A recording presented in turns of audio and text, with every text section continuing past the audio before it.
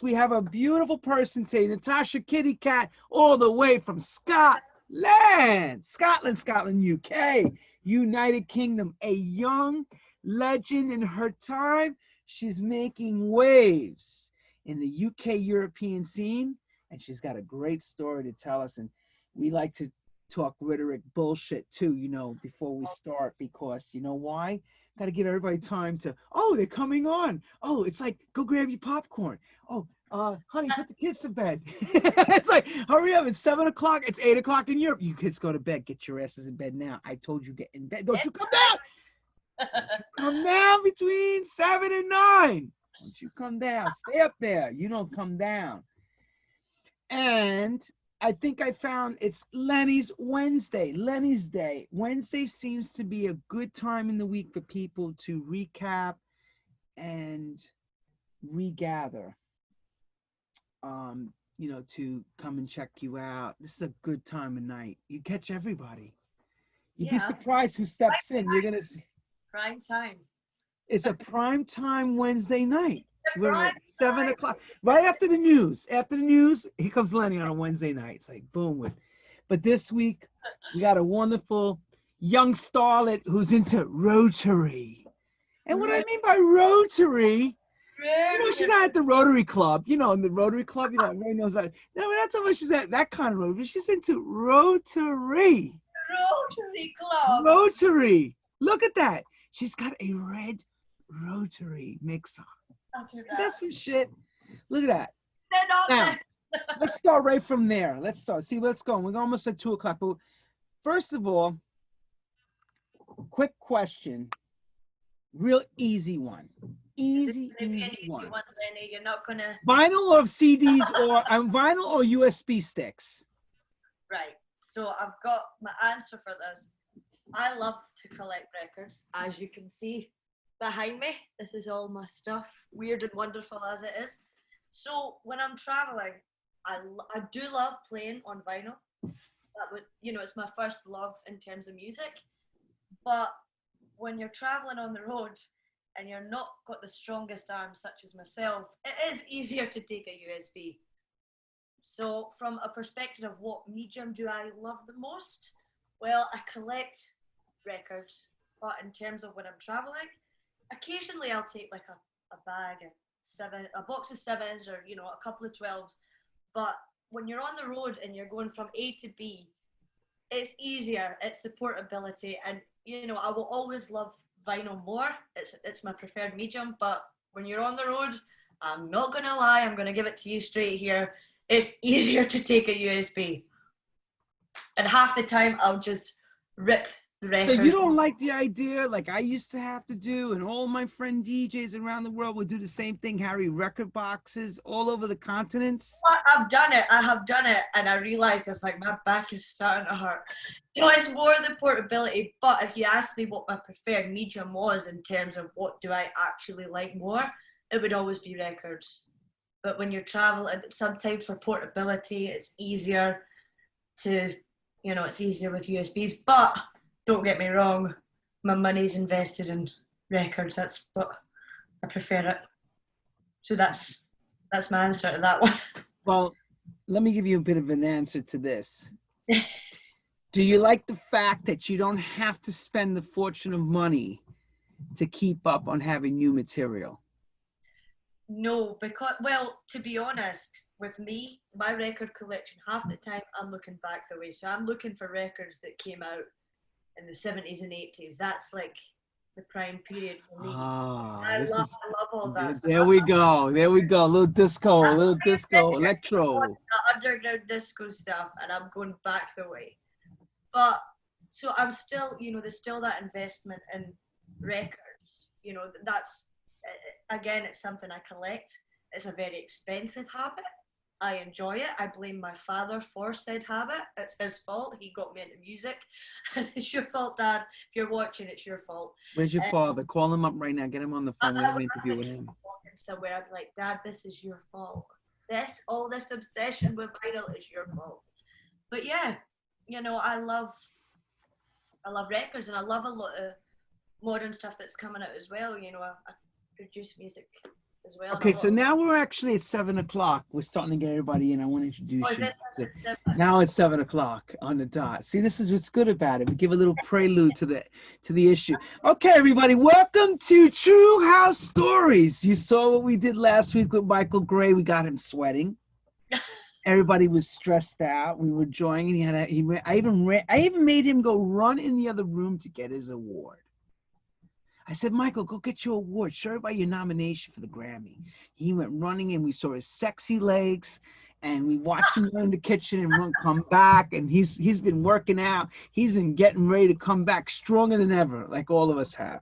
Unfortunately, I've been working out with the fork and the knife, putting the food in my mouth. But that's another story. We've got to work on that weight too, because I don't know if the plane is going to allow me to get on, because I may actually have a whale issue happening when the plane comes. You're going to see it go. So this week on True House Stories, we have a young starlet that I've been watching for a while. She's been making major moves with Soul Heaven. Especially Glitterbox has elected to bring her in as one of their female jocks that they go to, a trusty DJ, female, and then they want a classy disco set with a flavor of house. They asked Miss Natasha Kitty Kat. So I'd like to introduce today, on August 12th, on 7 o'clock in the UK, 8 o'clock in Europe, 2 o'clock in New York City, Miss Natasha Kitty Kat. Yes, yes. At the Tonight Show. Like, do, do, do, do, do. Da, da, da, da, da, dun, dun, dun. So Natasha was thrilled to come up and sit in the hot seat. But what's comfortable about it is she actually made sure she set up her turntables. You could see 1200s, her Pioneer. She cleaned everything up, knowing that we were coming into her home. We brought the cameras like Folgers. We brought them into the home to see what she drinks, how she handles everything. Because nobody's seen her in her home. They only seen her working in a nightclub or maybe in Ibiza or somewhere fresh and fabulous, like a mega star type that she is. So we want to ask mega starlet questions. So the first absolute most important question is most important. Where is Natasha Kitty Kat born? The name.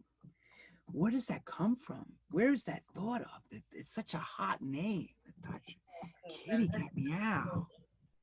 I don't want to let people down because it's quite a straightforward story, but it is a story. So, if it wasn't obvious before, I am obsessed with cats. And my obsession began, for years and years I always wanted a cat. And my mother, if she's watching, I'm sorry, I'm going to expose you for this. You wouldn't let me get a cat. So the obsession grew to the point, it's now in my DJ name. So Natasha Kitty Kat, it mostly stems from an obsession with cats. I now have a cat, Atlantis, a Persian cat, who's the biggest diva going. But yeah, it literally, Kitty Kat, people used to call me Kitty, and then it just Kitty Kat, and I like the K's and then double T, just make it a little bit different. But yeah, that's where that started. It's an obsession with cats. So from what I read or something, was it 2010, the name, you changed your real name from Natasha, is it Probert? If I remember correctly? That's my day name. So the thing Sorry, is, excuse me. She said, this is a crime fighter. She's like Clark Kent in the day, and at night she's back. She's like cat chick.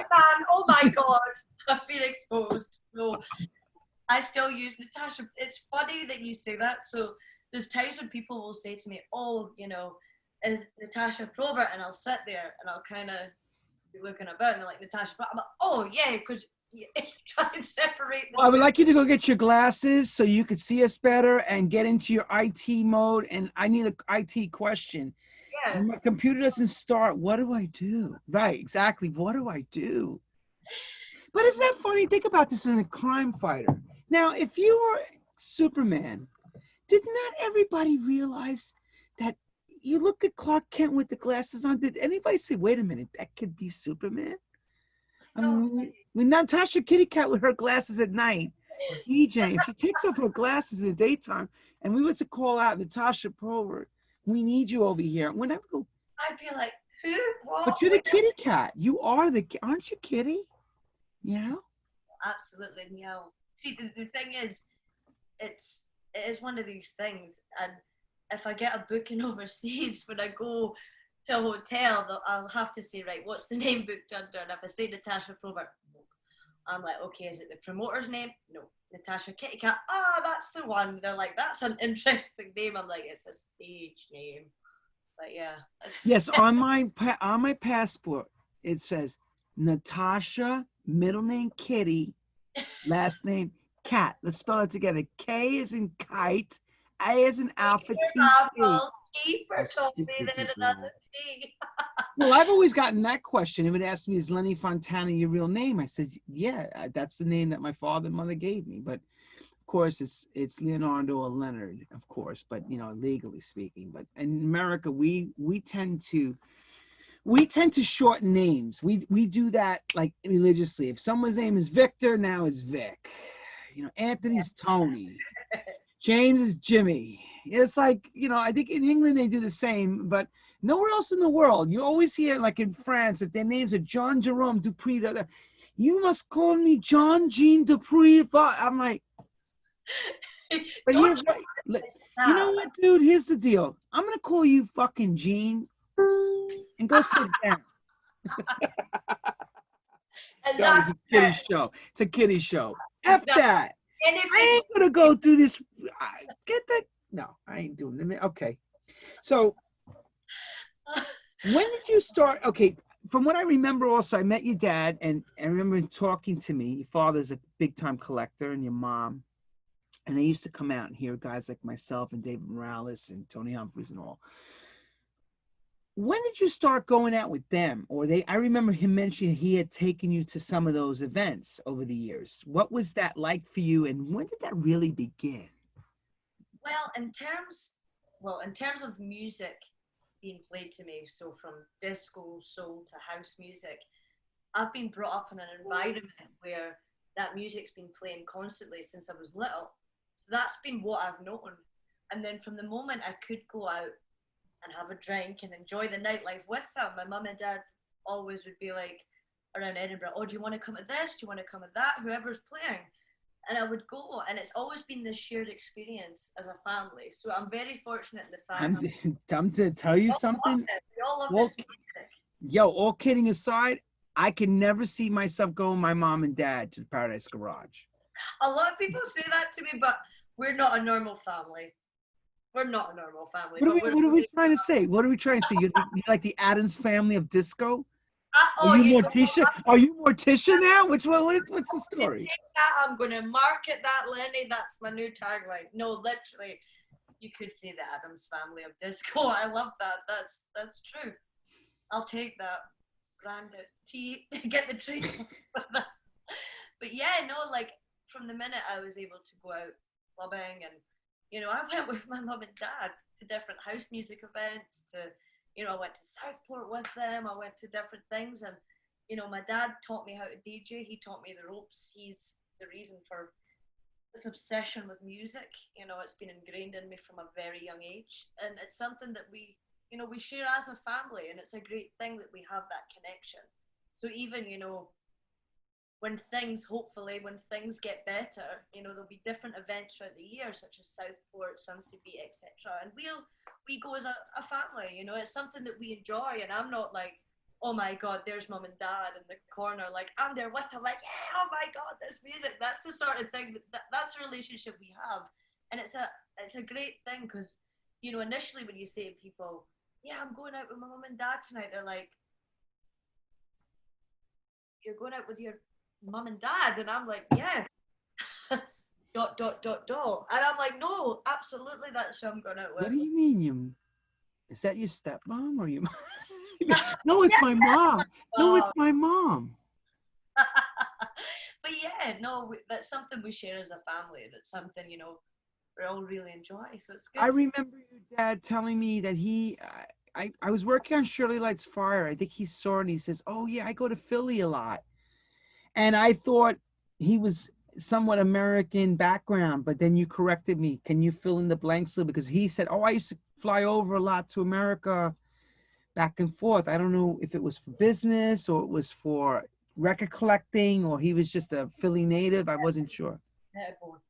But no, so my mum and dad go between Philadelphia, so my dad does business over there. So while he's over there doing business, there's a lot of places we go to collect records. We've got, to be honest, a lot of the record stores in the UK pale in comparison to Brewerytown Beats. I'm sorry, I have to say it, Philly for record digging is just an absolute mecca for me and my dad, because a lot of the artists that we love came out of Philly, you know. It's a no-brainer. So yeah, so my dad,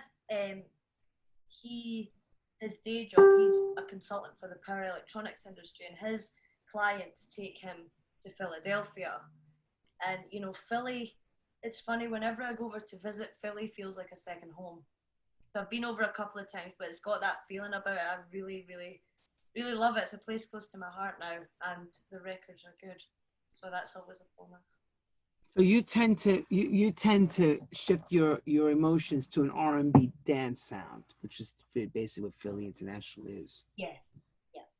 Love Philly International. Teddy P, Gene Carn, you know, love it. Billy Paul, I could go on. Yeah, go ahead, go on. Teach the children. Go ahead. Oh. There's children watching. They need to learn. Come on now, teach them. Children watching, Lenny. I hope not at this hour. This should be the... Oh, in America, it's 2:00 in the afternoon, August. This kid's watching. It's a watershed for the UK.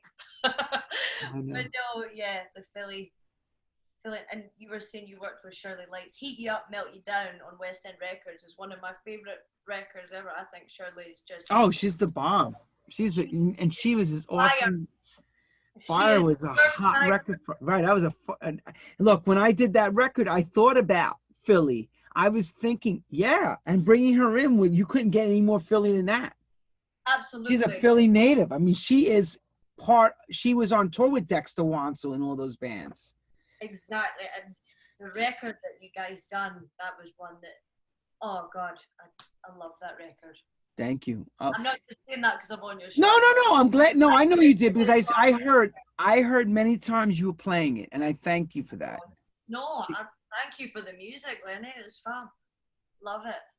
That's great. You know what? Listen, without you guys, there's no way that's for all of us. We all need our support. You know, I get your records too, and I like what I'm hearing coming out of you a lot. We'll get to that in a minute about your productions and stuff. You know, we're just chit-chatting as far as, you know, people want to understand your day-to-day. You know, what does your day-to-day consist of? I know you're talking about, you know, right now, for all of us, we're on pause thanks to COVID, you know, with this pandemic going on. But pre to the pandemic, what you were juggling a pretty busy schedule at, you know, weekends and evenings, and then doing a day thing. So take us into the world, your world. What's your day like, your day-to-day? I mean, it varies day to day. Day to day now, or day to day? Pre to that and then post it. Pre to the COVID, what was your day-to-day like? Right, we'll go to the pre. So pre-COVID, so during the day, I work as a freelance digital marketing consultant, and I deal with, it's the binary opposite to what I do with the music and the production. So it's like for the power electronics industry, I do a market for a company called NetBit. I do work with them, and that can consist from everything from social media to documentation. I'm not going to bore the listeners. I can see the figures are going to start dropping out if I go any further. Actually, they're going up because they're going to try to figure out how to invest in you. They're trying to grab investment time in you. They want to see how they're going to put this together. Go ahead. So I do that during the week, and it's a good balance as well. And you know what? I'm actually grateful for it, because it's been so unfortunate for the industry we're in, when, you know, the entertainment industry has been hit so hard with this, because we're used to traveling. So before, you know, I could be sitting in a hotel room in Dubai, for example, or America, doing my day job just before a gig. It'd be that kind of thing. But now everything sort of shifted to content. So people are creating content from in their homes, whether that be like what we're doing right now, like a live chat or a live stream. You know, it's shifted in that way. And I must admit, I'm not going to sugarcoat it. It's a strange thing to do the first time I did a live stream. So recording a set in the home, you're so used to going off the vibe of an audience. That's the sort of fuel to the fire. So to go from that to then doing it at home, it was a bit of a shock to the system. It's something that we're getting more and more used to, but initially, you know, the vibe of the crowd is what keeps me going. That's the thing. So getting used to doing it within the confinements of your home has been something that it's been an adjustment period, but it's something I enjoy now. But I look forward to the day where I can go back to a club, I can put that record on and just go for it. That's, you know, I miss it. I think we all do, but it's, you know, it's one of these things. So how do you prepare when you're doing, say, Glitterbox live stream or something now? What's your preparation for this? Like you know, you mentioned about that. Preparation. Well, the thing Preparation for your set. Now you're working at home, your cameras. What are you doing? How are you doing all this? Because a lot of people don't know how to do this stuff. You'd be surprised. Well, this is the thing. I've had to learn a hell of a lot, Lenny. I'm not gonna Quick. I've actually got a green screen over there. I had to do the other week there. I done a live stream for Quantize for Spain, and I got a green screen that was a gift from my manager Fleur, from Soul Heaven. I know Fleur. She's a good lady. She's watching. Fleur, if you're on, hello, Fleur. God, thank you. No, she bought me a green screen. She was like, "This will be a cool thing for a live stream." And when I got my hands on this and I figured out how to use the green screen, it was just Star Trek and space galore. But it's, you know, it's the amount of, you know, you have to, when you do the live stream, the way I do it, so I have, my phone records the video and then I record the audio straight from my mixer and straight from, so I've got an Audio 8 box that I use. So I have to sit and I have to get all the background videos and the visuals, and I have to do that for an hour and a half, and then it's like sorting out the audio, making sure your levels are okay. When you're out and you're doing a gig, you do the gig, that's it. There's no production. It's done. You know, you finish, you're like, okay, I'm going to go to the bar, I'm going to go and see my friends. It's finished. But the post-production, the amount of time that goes into it, it's a lot of time. But you know what? It's a valuable skill. I'm glad I've learned it, and it's been fun. And anything with green screen and Star Trek and space and whatever, I'm all over it. That's awesome. No, I know. I mean, because that seems to be the way forward for the time being, that until we're able to party again. It's just, you know, we're forced to working in our own lair, basically. Yeah. Dr. Evil's lair. So Natasha Kitty Kat's got her own lair. Oh, the thing is, I bet you a lot of people were expecting me to answer this video call from a cave. I bet you they thought I'd be in like a proper lair, like with curtains and like no sun. Yeah, scary.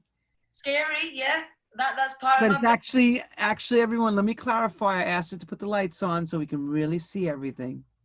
These lights were dimmer. There was a bit of red. Dimmer? No, it's clear. It's clear as I mean, you are so clear. It's crazy clear. It's so clear. Like it looks like glass. Hear them. So Philly, did you go with your dad to America and the first time to start, you know, looking for things? So this is when you started your career. Did you play over here too, if I remember correctly? Did you get a chance to play in America?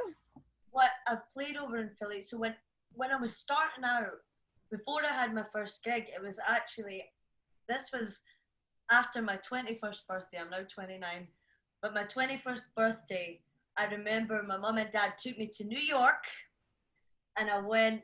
And before that, I'd had records, but I was like, you know what? I'd been to a night in Edinburgh called Ladies on Rotation, and I'd seen all these female DJs spinning soul music, like quality soul music, quality house music, disco, the whole lot. And I listened and I went, you know what? I love what they're doing. I know this music. I can do that. And I want to do that. And I'd had a bit of a collection. I went to New York and I was in A1 Records at the time.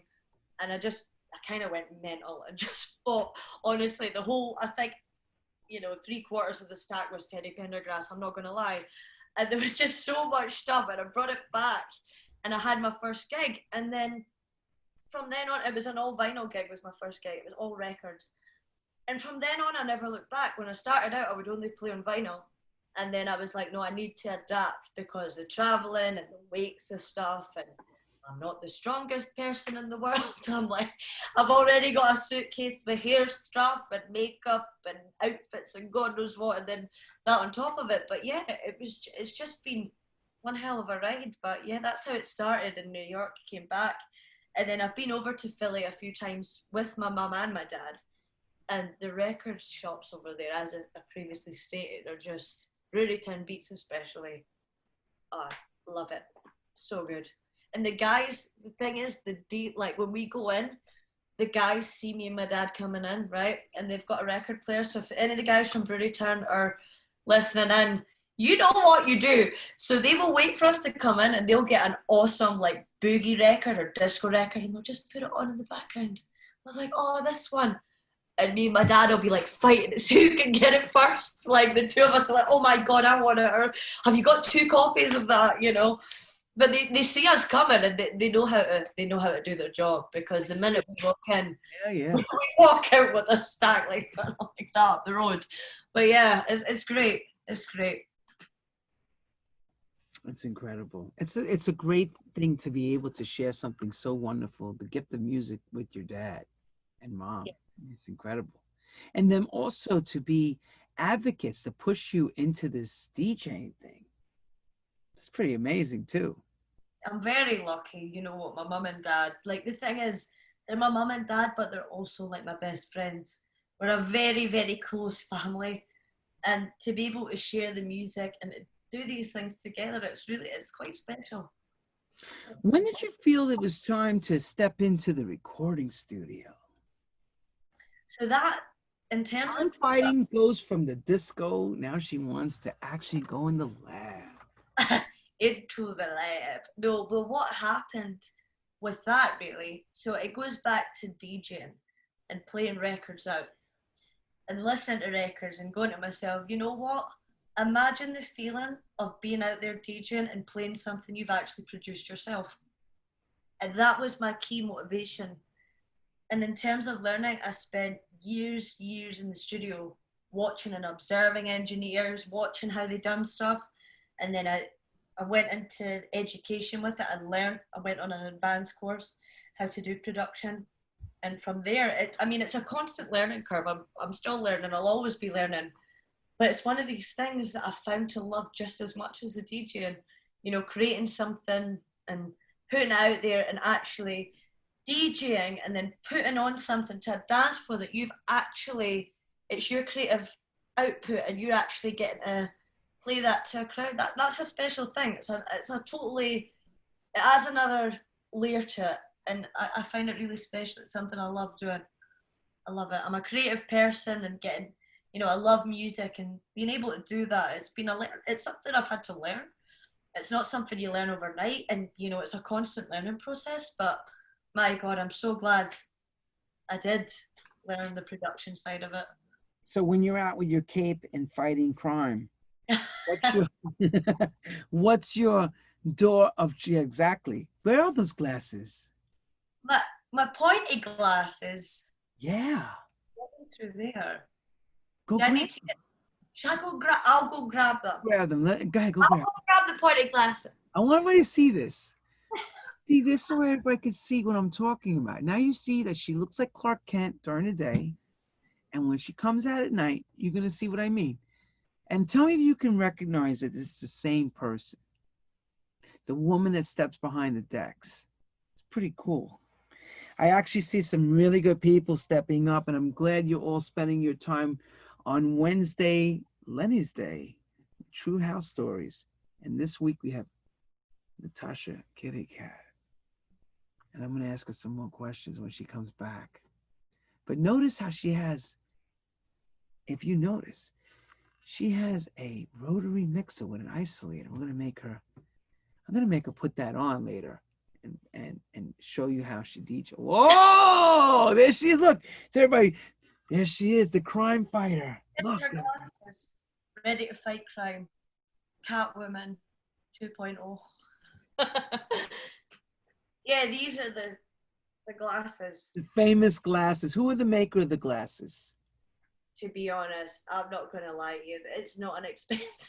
The glasses are But just. but it's not about expensive. It's just about crafty. I actually picked these up on a stand in London.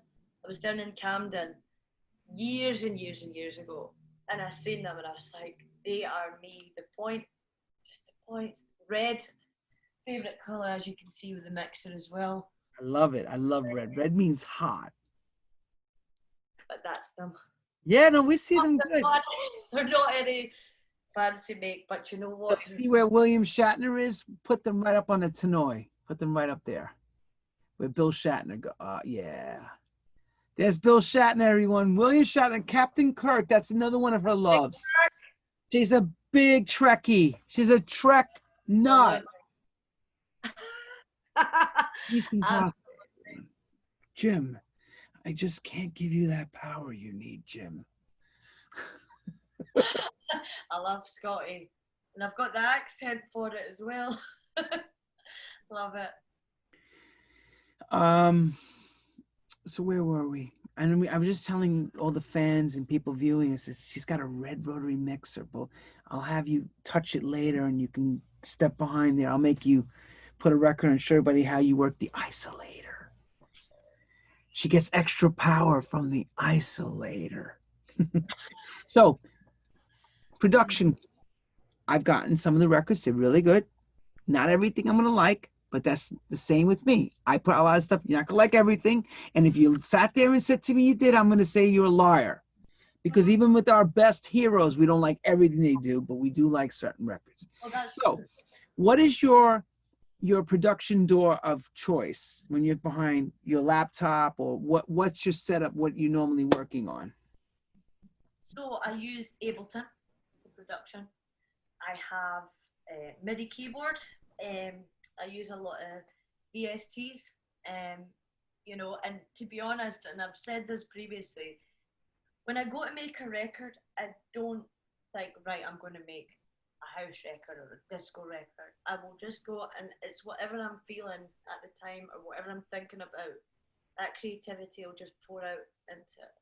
I don't have a set formula to what I do, and maybe that's why, maybe, you know, if you listen to two things I've done, nothing really sounds the same, which can be a blessing and a curse, because I wouldn't say as such I have a signature sound as yet, because a lot of what I do is different, and it goes to how I'm feeling and where I'm at, and that creativity is expressed in the music I make, and it's not always going to, you know, be the same. I don't go, right, today it's going to be this type of record. I'll just go and jam about, and I'll be like, oh yeah, okay, I'm feeling this.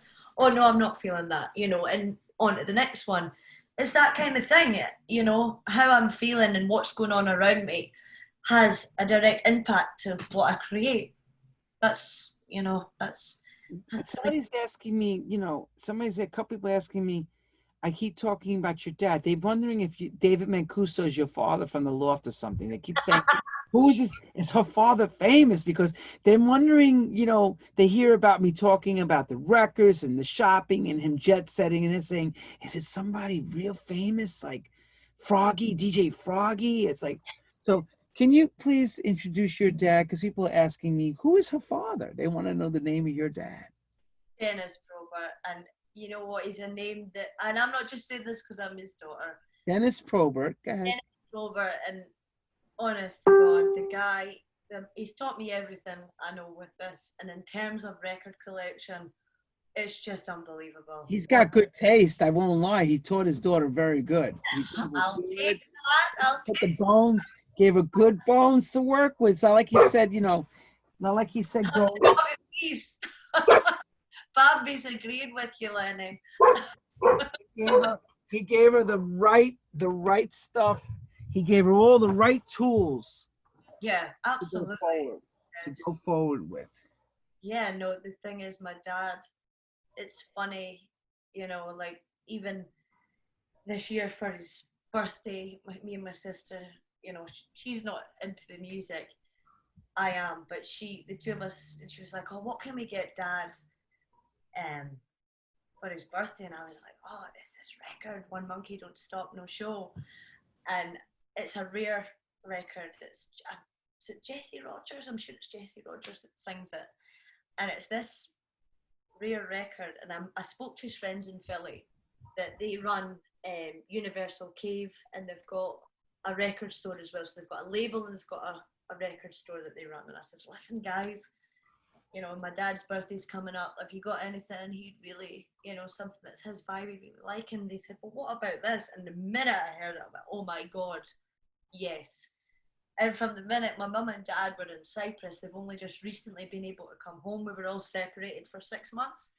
They've only just got home last week, actually. Oh, wow. Yeah, we've all been separated, which has been a tough time because we're a close family. And the minute my dad, I got the guys in Philly to send the record here. And from the minute the record, like he came back and he got the record, he was like, this is the perfect birthday present. Like it was one of these rare records. But my dad, I mean, he started out on the modern soul scene. So like we're talking rare 70s soul, a bit of northern soul as well at the start, 70s soul, boogie, that sort of thing. And that's what I've been brought up on. And, you know, it's something that we're all, as a family, you know, we love and we share. And yeah, my dad's absolutely incredible. He's my biggest inspiration. He's the reason for everything I do right now, and he always will be. So that's incredible. Yeah, See, that's the thing, you know. I mean, you know, I'm talking about your dad. So, you know, everyone has a place. Everybody has a place of where they start. Yeah. You know, in your house, it was started with you even being a little wee like small child, and this was already going down. Yeah. I mean, you were born, like when they say born into something, you came born into something. I mean, when my dad was younger, he used, you know, he loved soul music. He used to DJ, you know, and when I was little, it'd be record after record. And when I think of my childhood, I think of like modern soul 70s. So like Sam D's and Beloyd, Get Into Your Life, that sort of thing. It's like these beautiful records, and I'm like, oh my God. Still now, even when I hear them, I'm like, it just takes me back to that place. Always have a special place in my heart. It's just beautiful music. And I can remember when I was younger, this is a true story. Since we're on true stories here, I'll give you a house stories. Is a true one, and no lies. Just come with a true story. No, you can put a lie detector on. This is the truth. So I remember when I was in primary school, and it was like, you know, over here, I'm sure it's the same in the States. You know, this is, so primary school is like when you're really young. I'm talking, I was about 7, 8 years old. And I was at a school dance, and I was sitting and my arms were folded and I was in a bad mood, and the teacher, like the supply teacher, came over to me. It's like, Natasha, you know, what's wrong with you? I don't like this music. I like soul music. I want to hear Jan Jones' Independent Woman, which is one of my favorite tracks, which is like a 70s soul track. It's just, and the teacher was like, I remember they said to my mum and dad, and my dad was like, I'm proud to say that she only likes soul music. So yeah, I've been brainwashed, but it's good. It's good. I'm pleased. All good music, but yeah. Well, it doesn't come better than that. You know, I mean, like I said, you got a good taste, and the taste has been hand-fed to you without even you realizing. You had no chance, you know, you had no chance of even escaping this. This was like too much around you.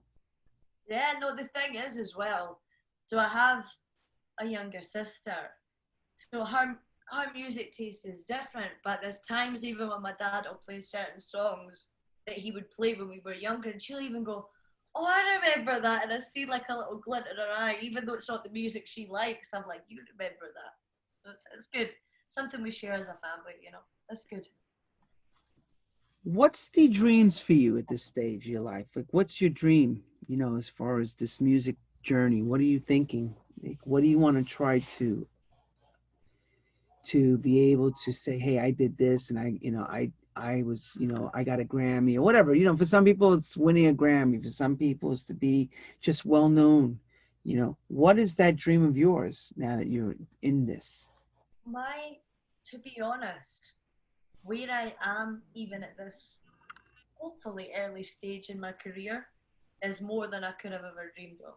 So I'm just grateful for any other thing that happens in my future.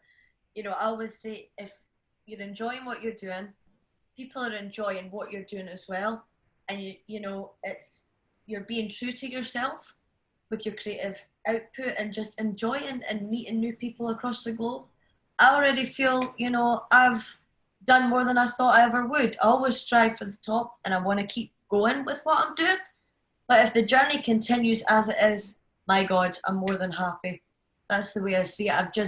I've been very fortunate in what I've got to experience, and long may it continue. And if it continues how it is, I'm absolutely delighted. Even with what has been done within the period of time that I have been DJing, I never thought it would have, you know, went to where it is even now. And it's not as if I'm a huge name, by no means am I, but what I have done compared to what I thought I would have done when I set out is more than I could have ever expected. So in many ways, I feel like I've done what I've set out to do, but I want to continue on the road I'm on, if that makes sense. Sure. You're in it to win it now. So, but here's a question that, you know, I'm thinking about, like maybe some others are thinking about. Here we go. It's going to be serious. That's a serious question. Okay. Being one of women, and I say women opposed to a man's business, quotations. Dance music industry is a very, very man-heavy thing. There's a lot of guys in it. How does a woman survive and compete on that level? For, you know, through your eyes, what are you thinking? What do you do? You know what I've always done, and this is what I do with any aspect of my life. When I went into this industry, I don't see gender. I see music. And music is my sole focus, and it always will be. I don't think, oh, I'm a woman in a male-dominated industry. I just go, you know what? I love music, and if that's what I love, I'm going to do it. And that is the way how I've always operated, whether it be music or any other aspect of my life.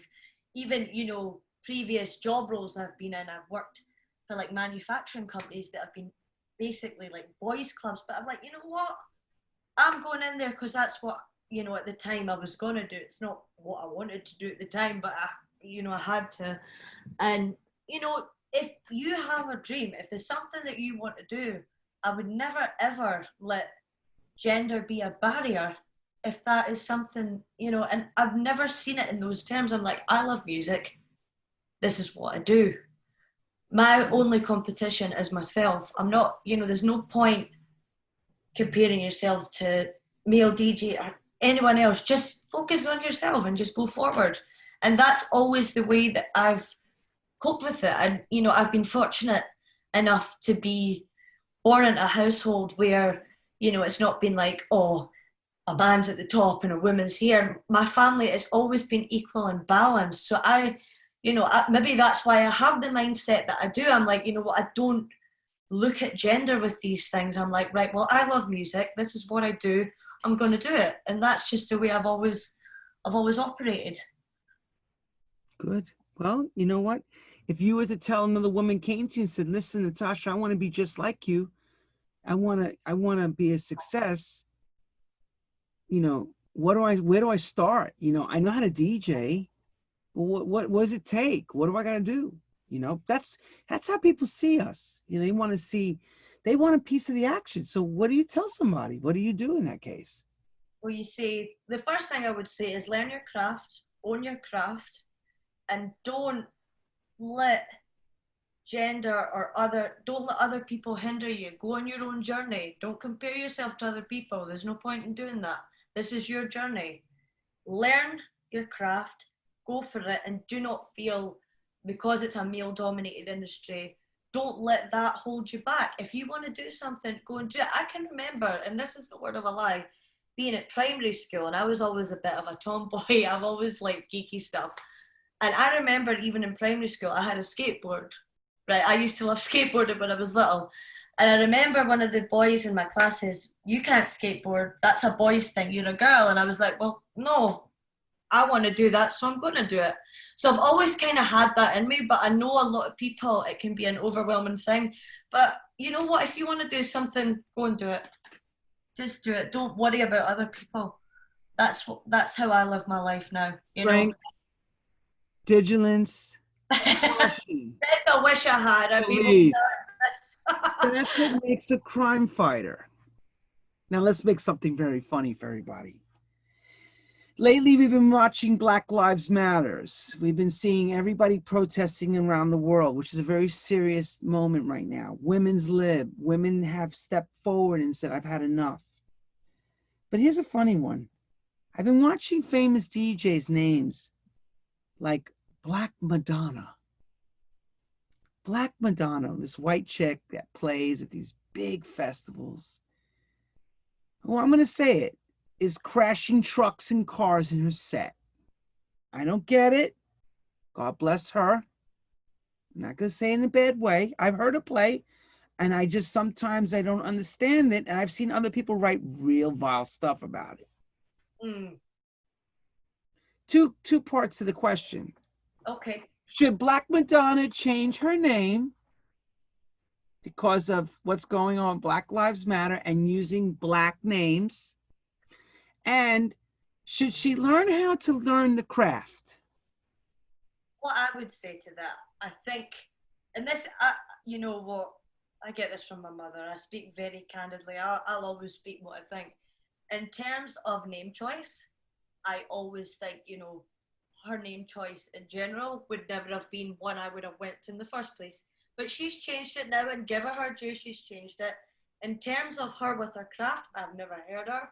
So You don't want to hear it. oh, Lenny, me, yeah, I think it's you that's got the claws out. No, No, I mean, look, listen, I said this every time. If you get paid, then somebody likes it, more power to you. I'm not here to stop that. no comment in terms of technical ability or song selection because she's not someone I've physically heard play. I've heard the name. But in terms of the name, I think it's a great thing that she's changed it. It was a bad What did choice. she change it to?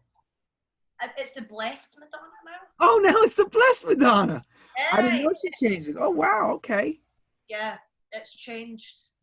Even Dave Lee with his Joey Negro name. He's had to come and defend why he has his name. And I'm only bringing this up because this is a UK guy, you know, who I know a long time as well. Yeah, and he's been questioned on his name. Yeah, Dave's a lovely man. You know, it's just been one of these things. It's such a difficult time. There's so much, you know. It's been a horrific time for the Black community. There's been so much going on, and I can, you know, especially with the George Floyd thing, it's been absolutely horrendous. It's actually been bone chilling, and you know, I can see why creatively people would go, you know what, it's time to think about the bigger picture here. Something that was maybe would have been intended as an innocent name in these times when people, you know, when people are struggling and they're trying to fight for equality, it's time to actually look at the bigger picture and go, you know what, out of respect for others, I'm going to change what I'm doing and show that I stand with them. Because as they say, silence is violence. You know, you have to, you know, if you believe in something, you've got to back it up and speak for it, especially if you're playing music from Black artists. We need to support that community. Without that community, we wouldn't be doing what we do. We wouldn't have the music we love. They are the foundation. Dance music as it is today would not exist without the Black community. Well, there's some Black artists that wrote that recently and said, you know, we feel like we're being pushed out, and really the dance music that we all love and what it began is actually from the African rhythms. Do you agree with that? Absolutely is from the African American, you know, the African community. That's where it stems from. The music we love. I mean, everything. I love my disco, my underground disco, my 70s soul music. I mean, you know, that is where it stems from, and you have to honor the people and respect and show that you stand. You know, because it's been such a horrible year, and I've had, you know, I've seen friends that how it's impacted them and how, you know, across the globe and even in Philadelphia, the devastation. Like my mum and dad have an apartment there that they rent, and seeing the devastation and just the impact. But people have to fight for what they believe in, and you know, it's the thing that makes me upset, Lenny, is the fact that, you know, why can't I just don't understand why. It goes back to anything. I'm like, why is racism even a thing? Why does it exist now? Why it should not exist now? You know, it's something I Well, wish. here's the thing. It was always there. It was always there. It was just quietly kept That's hidden. Now that's that the administration won in 2016 in America, not that he's racist, he has just brought it out. He's created divisions in many people, and that's what you're absolutely. seeing, a division. You know, he didn't create racism. Racism's been there for hundreds of years. That's it. Especially we talk about music as well. If you think back to like the 1960s, you had the Chitlin circuit, and that's a horrible thing to think about that it even existed. That if you were an African American artist, you could only play at certain venues. Do you know what I mean? And it's such. Honestly, it pains me to think about it. It's just so awful. You know, it's. I just wish it wasn't even something that existed. It's the same with homophobia. I wish it was something that didn't exist. I wish these Sure, sure. horrible, horrible mentalities were eradicated, because to me it's totally, it's just, I can't even comprehend it, Lenny. Like I can't understand why someone would think that way negatively towards other. I just don't get it. I don't get it. An Irish newspaper wrote something interesting and said, "We pity America."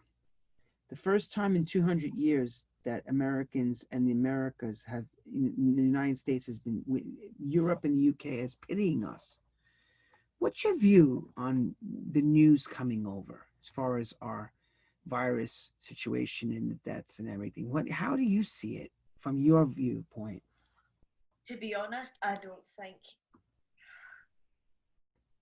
the UK's particularly in a position to talk about it, because I think everything in terms, you know, we've never been hit with something like this before.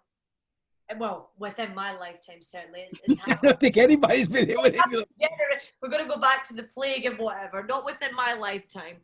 But the way it's been dealt with, I think everybody's learning, trying to find out. I mean, it's one of these things. I'm not going to, I'll be honest, I'm going to be totally honest. I'm not a Trump fan, but I'm not a Boris Johnson fan. I don't like either of them. I don't like either of them. Okay. And politics, it can be a tough one. And I think, hindsight's a useful thing. Well, it can be, but I think, maybe if we dealt with things quicker, it's just, I think a lot of people didn't take it seriously. Do you think Clubland will ever come back to where it was? Not until there's a vaccination. Until there is a genuine vaccination that is going to eradicate this horrendous virus that's affected us all, it's just, I cannot see it happening. Because to me, being in a club, socially distanced, just like people sitting at a table, it's not the same experience. So let's pretend right now. Here we go. So we're in a nightclub, Natasha's DJing, and I'm sitting down and I'm told I can't move until the lights come on. How does that work for you? So you're playing to me and we're all going like this in our chairs. Let's pretend. Dun, dun, dun, dun, dun, dun, dun, dun. Yeah, great song. Great song. I mean, how does that work for you as a DJ? How do you feel looking at your crowd, everybody sitting down, like you're actually playing more at an auditorium setting than actually playing in a nightclub or a open field? How's that feel? What's that thought going to be like? It's not the same. That's not fair. Come on now. It's got to be. No, well, the way You're an entertainer. You got to entertain us, girl. Come on now. What I would say is, normally when you're in a club DJing, you want to be on that floor dancing with all your friends till lights come on. You don't want to be sitting at a table banging elbows while sitting down at a table till the lights come on. You want to be in there on the floor enjoying yourself. And I just, you know what, it's funny the things we take for granted almost, because the idea now of being at a nightclub and being able to play, and not that I ever took it for granted, I'm not saying that. What I'm saying is, to go back to that, it would just be such a special thing. And even going back to a basic level, being able to hug your friends in the street and have that closeness, it's just, what's going on has had to separate us all. It's kept us all, it's been really, really intense. And I I miss playing in a club, and I miss myself when I go to a club, dancing until the lights come on with my friends, not sitting at a table with a little juice like this. You know, I want the arms flailing. I want to get, you want to put some music on. You want to scream. You want to have what you do. Yeah, you want to have your what they say. Get your dance on. Get that feeling. Absolutely, with the red shades as well. Put the red shades on. So if you put the red shades on, so everybody look at this. If she's got the red shades on, is she now entertaining you? Can you handle sitting at a bench, and she's gonna play you one of her biggest records in her set, which would be one of the biggest records in my set that I love. What would you think would be your biggest record? You'll say, oh, one of them, one of many. One of my favorite records to play. They were taking it back. Marlena Shaw, "Touch Me in the Morning" is one of my big records. There you go, Marlena Shaw. Listen to this young kitty cat rock you with Marlena Shaw. Marlena Shaw, "Touch Me in the Morning" is one of my absolute favorite records. Or Queen Yana, "Ain't It Time." Or let me think. Rena, "Dance It Off." That's three of my big three that are taking it back. You know what's scary, kitty cat? Here's what's scary. You go out and people look at you, they're afraid. They're like, get away from me. Don't get close to me. You know, when you walk in a club, the first thing you did, and this happened to me every time, people come up to me, want to hug me. They want to kiss me on my cheek just to say hello. Everybody wants to just greet you. What's that like now? The fear, like someone you see, you stop, right? The normal things we did, we stopped dead cold. Tell me that's not like, you're like, get away. I don't know if you over here, what it's like, you walk down to the shops, you go anywhere. There's people, like, even if, you know, here we've got like some of the bars are open, you can go in and get a table. People will literally turn like that to you the minute you walk in. Or if you're on the road, people, it's like everybody's scared of each other. It's not just my appearance. Everybody is literally moving away from each other, you know? And I find it very sad. I think it's a sad time. But you know, until we find a solution to what's going on, this is the new normal. Do you believe we're going to actually have a vaccination wholeheartedly in your gut feeling? That we will get one. Yeah, and that will work. I hope so. The results will speak for themselves. Not saying hope. Do you believe that we can get it? Is it going to happen? I believe we can. Well, I'd like to think I believe we could get it. I'm optimistic, but I'm also a realist. So I'm somewhere in the middle. I hope that we can get it. Whether we actually will, I'm 50-50. That's as good as saying maybe and maybe not. I mean, it's like you gotta. But that's where I'm at. What the hell are we lending towards? Wait a minute. Are we lending to? You're playing Switzerland. That's a neutral answer. That's unacceptable. We need a real answer. Do you wholeheartedly feel, and I mean wholeheartedly meaning yes, that gut instinct? I don't know. I don't have my crystal ball in front of me, so I can't answer. But time frame, I don't know. Because apparently Trump keeps saying this thing's going to go away. I don't know where the hell it's going, but it ain't going away anytime soon. I don't trust a word that comes out of the house. No, I swear, I laugh every time I hear it. I go, it's going away. And I look at the numbers, and the numbers are going like this, up and up and up and up. And I'm going, I don't know what the hell, what planet is this man on? Is he on Earth or Mars? Oh, he's somewhere totally different to the rest. He's somewhere that's not even comprehensible. I don't think even Mars would let him in. You can't colonize here. No, literally, I wouldn't believe a thing that man says. When you go out on DJ gigs, do you have someone accompanying you as like a security person, someone that handles your like roadie? Is that somebody you trust? Is there always somebody that you have with you all the time? No, see, I would love that. I'd love a wee bodyguard or a wee roadie. That'd be cool. I'm not quite there yet, but occasionally when I go different places, I'll have maybe one of my best friends or one of my friends will be, oh, you know what, I'm going to get a flight out with you. One of my really good friends, I believe he's actually met you, Lenny, James Patta, one of my friends in Leeds, who actually got me these Star Trek things as a gift. James Patta mentioned that he got you the You Yeah. mentioned I got the Bill Shatner and Leonard Nimoy dolls for her. Yeah, that was James. James, wherever you are, mate, she's giving you a hand. She's giving you a big shot there, mate. Big time. So he came with me to Philadelphia.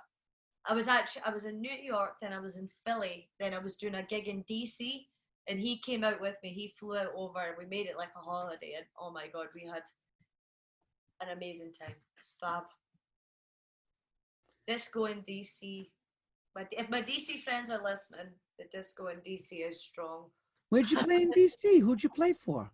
It was, oh God, let me think. The name of the venue, it was Disco Inferno, but the name, no, it was District Inferno. I apologize. It was District Inferno. And the name of the venue, it was this cool little club. The name slips me. I had too much of a good time. I can't remember the name of the place. But because they change the venue every time, it's not a set venue, so they mix it up. But oh, that was fab. But we went over to DC, and that was my first time. Got to see, the Washington Monument, the Lincoln Memorial. It was. What's that like for you? What's that like for you being a UK resident and citizen to see Washington in its glory? What's that like? Incredible. I mean, I must admit, and this goes back to my Star Trek fascination. So we'll touch that in a minute, everybody. The Trekkie thing. We'll get to that. Oh yeah. Let's talk about Washington right now. Because we're in politics. So she's in DC. She went to go DJ some disco. It's all interlinked. All this convo. It's all flowing in a good direction. But no, there's a space museum in Washington, and they literally within this museum, I have to say this, they have the original that was used in the series Starship Enterprise, the model that was used, and they only would show it from the one side. So if you notice all the original episodes that's going along, it's only from the one side. The other side is all cables and wires unfinished. So they would only show you the one side, but I got to see the actual model, and I took pictures. Yeah, I took about 50 photos of that. Trust me, that was, for me, that was an absolute Kodak moment. I was like, James, get the photos. I need this. But yeah, it was amazing. DC was fab. Yeah, DC is a cool town. I loved it. Star Trek have a time machine. They want to know. People want to know. Is there some sort of time machine that we can get in and go back into the 70s? Because people are tired of this 2020 thing. It ain't working for them. If there was, I think I'd be first in queue. I feel like I've missed the prime time of music. I try and bring it into today, but oh my God, if I had that opportunity, I'd be in the What year? Okay, so if you had that opportunity to jump in that time machine, what year would you go back to? First stop. Here we go. Stop. Maybe mid-70s. I wouldn't want to go too later on in the 70s because, when we think of the disco sucks, that I don't want to get to that point. But I do, a lot of the music I love comes from like 78, 79, but I'd go to 75 just to give me a few years to enjoy and ride that wave before the whole disco sucks thing came out. 75, 76. We'll bypass that. Free Man. That's when that time. 75. Yeah. Peace Pipe, BT Express, all those hot records. The Tramps just came out with their first album, Zing to the Strings of My Heart. Wow, you got some good timing, girl. Good timing. I want to be at the front of the time machine. I'm ready to go back. Options there. I want to be in front of the line. Now, when we were off camera, I was asking her about Wrath of Khan. Does she remember what year Mr. Spock died? Allegedly died, but didn't actually die because he made a reappearance in The Search for Spock in many movies other than that. But I remember, I had forgotten the year, but you said 1984. It was a cool year. 84 was also another cool year. I missed it. I'm so gutted. I was born in the wrong time. It was. Everyone's like, what the hell? I'm like, no, I was just born in the wrong time. In the wrong era. In the wrong era. Exactly. You had to kind of go back to the era that we were all coming from. Exactly. I was always lucky. I got to see the end of the, I got to live through the 70s. I got to live through the 80s. I got to live through the 90s. I got to experience all that. So I understand. I mean, I wish sometimes I was a little older to be able to work in that time of that when those guys were playing. But you know what? I'm lucky to do what I did and when it happened for me. Absolutely. Star Trek. Who turned you on to that, girl? Star Trek. This is just me and my weird fascination with space. I love sci-fi. I absolutely, you know, sci-fi for me is one of my biggest inspirations in a different way. And like I love Philip K. Dick, who wrote To Android's Dream of Electric Sheep, which is more widely known as Blade Runner, although that's not one of my favourite books. You've got Ubik, the three stigmata of Palmer Eldritch. You've got The Penultimate Truth, all these sci-fi novels, vintage sci-fi, horrific B-movies that, you know, everyone thought were terrible and draw inspiration from all that. Think Ed Wood, you know, Vampira as well. You know, all this, it all inspires me. You know, it's, you know, I love it all, and I love vampires and everything. I'm a bit of a mix of disco, vampires, and sci-fi, and cats, and God knows what else. But yeah, draw inspiration from different things. I've spoken to other women DJs over the years. One of the biggest problems with women DJs is them carrying a relationship with someone. I'm going to say male and woman. No comment, Lenny. No comment on this. It doesn't have to be the gender. It's the lifestyle that you're in. Yeah, it's What's tough. that like for you to deal with if you are with someone? I mean, I don't know your personal life, but people have, I know this from others, that, you know, there's hardships that come with being on. Absolutely, undoubtedly. It's difficult. I suppose if you're someone that's traveling on the road and you're trying to be in sync with somebody that's maybe got, you know, a high pressure job over here and you're trying to see each other, it can be difficult. And I have been in long-term relationships where that has been the case, and I'm not going to say it's easy because, my God, it's not. I think it's just about, although I'm yet to find that, a balance, you know, somebody that accepts that that's what you do. It's never easy. These things aren't easy, you know. People have different lifestyles. I think it's just about finding a balance and finding two people that have an understanding for each other. You know, for me, my relationship now is with myself, learning to love myself and learning to make peace with myself and just do what I need to do and just go out there. And if someone nice comes up along the way, then that's an added bonus. But right now, my focus would be on learning to, you know, love myself and appreciate myself, because these are things that I've struggled with over the years. You know, self-esteem. You know, I was badly bullied as a child, which is probably not a shock with all my Star Trek stuff. But, you know, I've been on that side of it. So it's a case of, you know, start back to the basic thing. You're not going to meet someone you connect with until you can appreciate who you are as a person. So if you learn to take care of yourself, self-care is key. When you learn to take care of yourself, things will fall into place. And, you know, I'm just happy to be here, really, and just continue the journey. The journey is not going to stop. But it's the truth. deep answer, but that's the truth. No, it's a good one. It's a good answer because let me tell you something. I get asked all the time. I've been married a long time, and you have to have a good relationship to weather out some of this stuff that we deal with and things we've seen. And, you know, this is, you know, recently in the papers and in the news here there's a famous DJ that, you know, is in a little bit of trouble. Yeah, I know exactly. I'm not going to say his name. I've been on tour with him. I've worked with him. He was at the same record labels I've worked at as well. And, you know, he's a pretty big, prominent name. I mean, how is that being viewed in the UK? You know, this is that, again, women's lib now. There's a whole thing. Women are tired of being, you know, abused. It's sexually, you know, be looked at as a, I don't want to say sex symbol, but women are getting tired of this. You know, they want to be, you know, treated with respect. Well, how do you view this?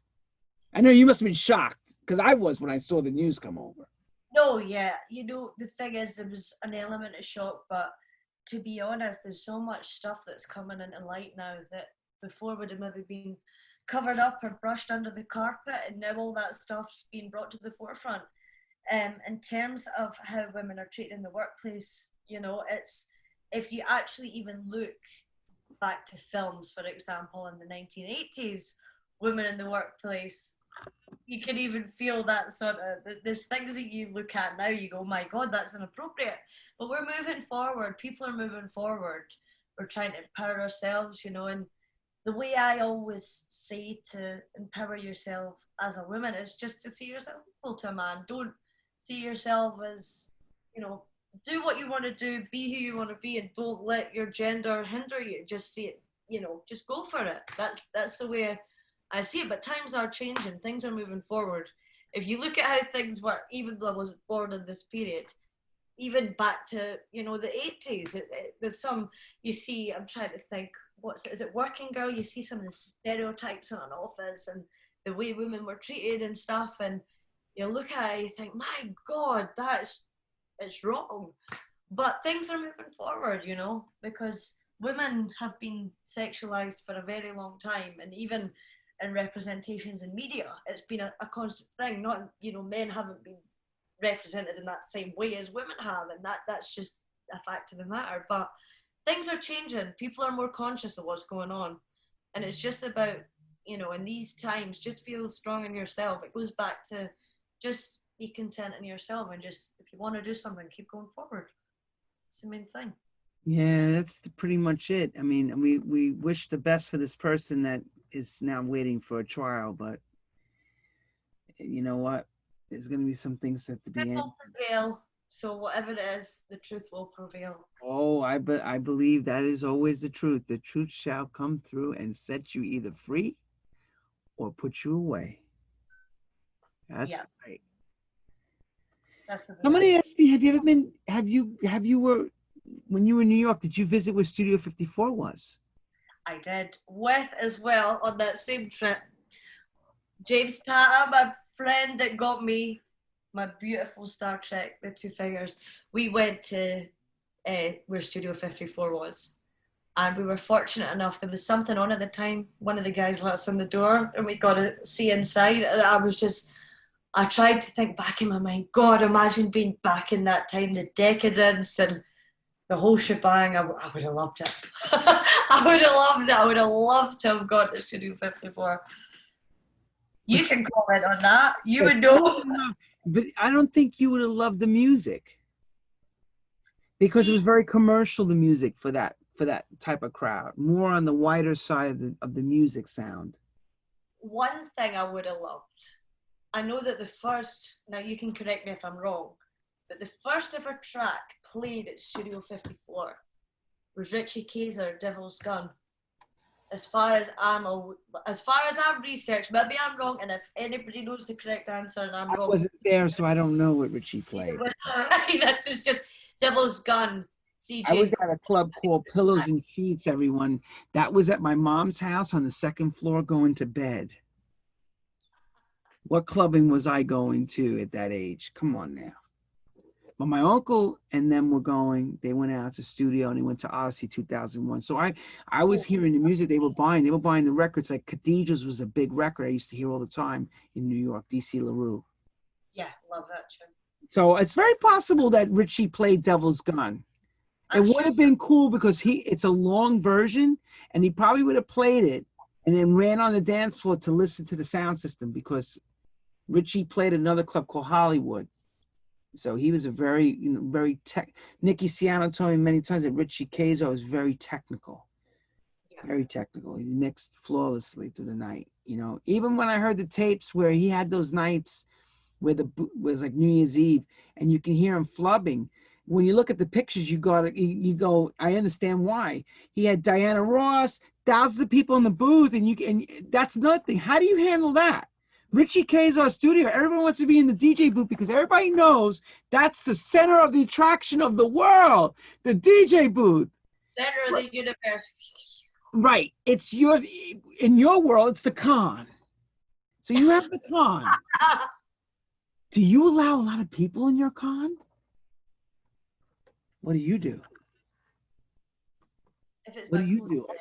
when you're out playing and you get into the booth? Do you clear out the booth? Or you let everybody stay with you and hang out?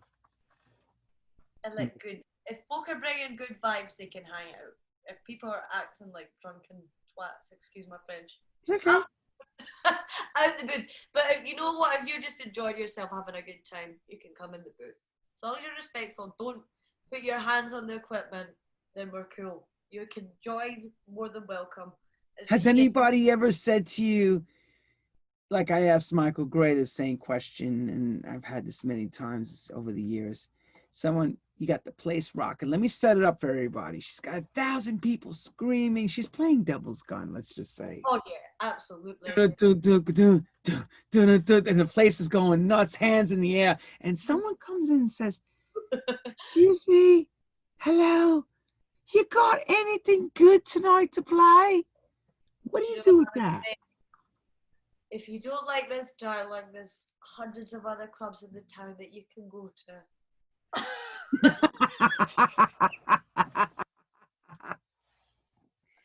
Happened to you, hasn't it? It has happened. I Yeah, was, said I was that wondering, which part are you not seeing? The place is on fire. Everyone's, if it goes to 10, it's on 20. You know, I mean, literally the energy level, it's out of control. And the person's got to come and ask you, love, do you have anything good to play? you know, I just feel that there's plenty of options, and it goes back to the saying, you cannot please everyone. God bless you. So you just say to them, God look, love you. May you live a long life, love. May you live a long life. it's true though. You just say, look, there's other options for you. There's other places to go. This is not to your taste. Why don't you go on Google Maps and find somewhere that's playing shite music? What's your what is your Klingon music? Like the music you go, oh God, no. Klingon style music. You have to manage. Good or bad. I love Worf. If we're going to next gen, I think Worf, the warrior. I think he's got something about him. Worf. But Klingon, when you say Klingon music, are you meaning like, what would make me be like, like, oh God, no. Let's just stop. Oh, so Klingon in a bad way? In Okay. a bad way. And because in the old episodes, the Klingons were bad.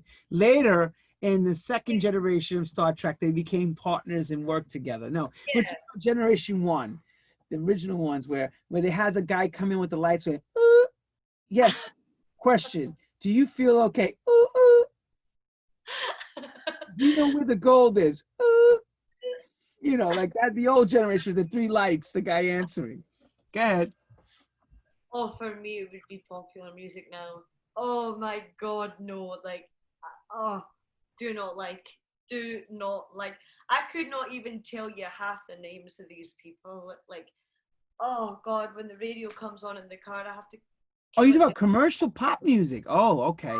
Oh God, no. That if you're gonna say to me, what do I hate? No, just not for me.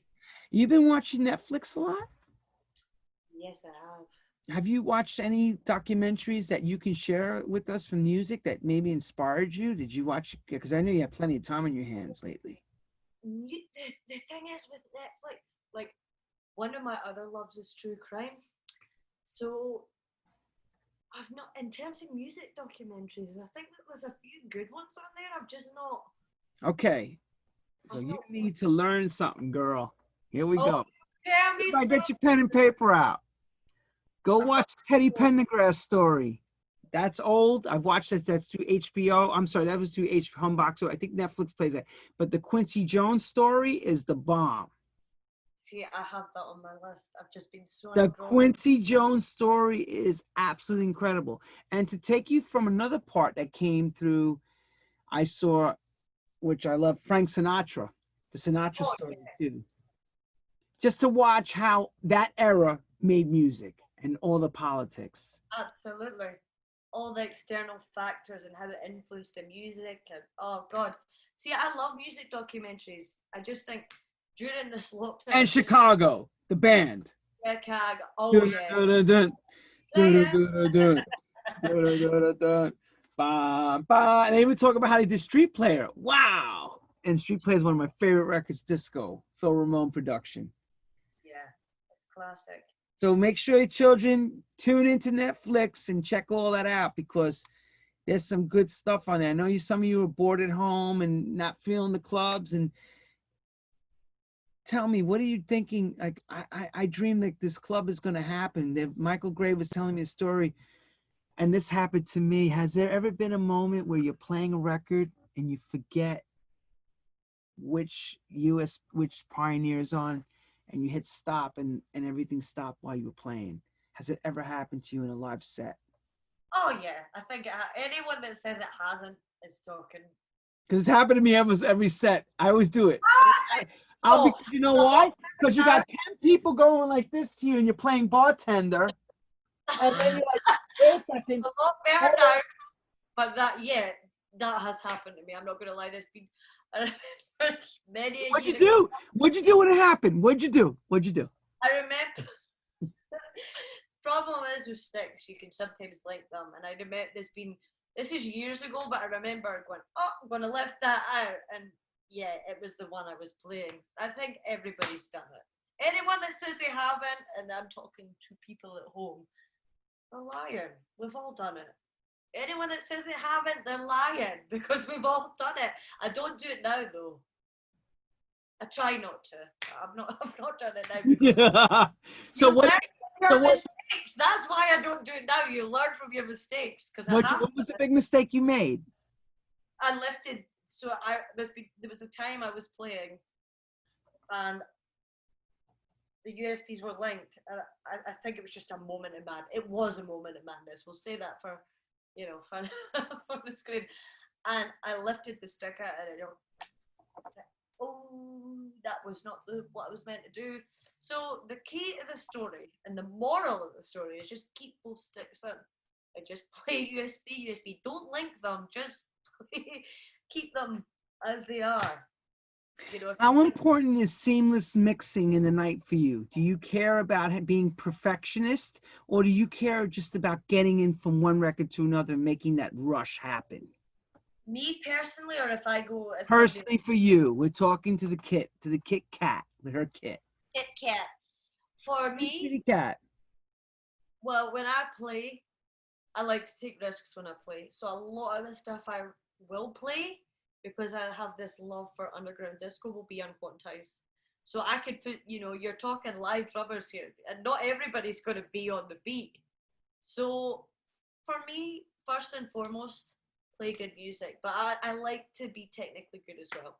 But I'm not scared to play something that's totally all over the BPM board. I'll just, if I love the track and I feel it's going to go in with what I've just previously played, I don't want to be a one-track pony, because the problem is you can get some people that will play tracks all night and it will sound, they just keep it here.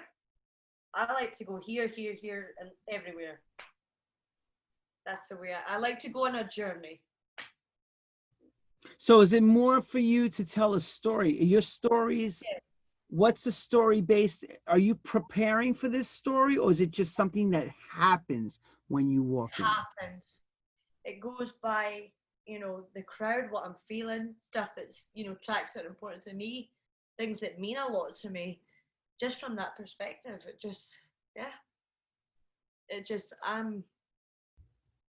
I always say, and you know what, this is a good question, Lenny. I always say that music is the soundtrack to your life. So when I play, I'm playing sounds that are something that means something to me, and that is the soundtrack to your life. So, yeah, that's the way I see it. That makes sense. Oh, it totally makes sense, because here we go. You'll hear a record like Wake Up Everybody, Come On Sleeping in Bed. When you hear something like that, what do you think about? Like, you hear Teddy Pendergrass, Hal Melman, his Blue Notes singing that. What's the image that pops in your mind if you heard that? Of affairs. Wake up, everybody. It's one of these things that just, the world does need to wake up. A lot of people are blind to what's going on, and, it's just one of these things. Wake up, look at what's happening around you. And that's such a powerful song that you've mentioned, and one that I happen to absolutely love, and the message is in the music.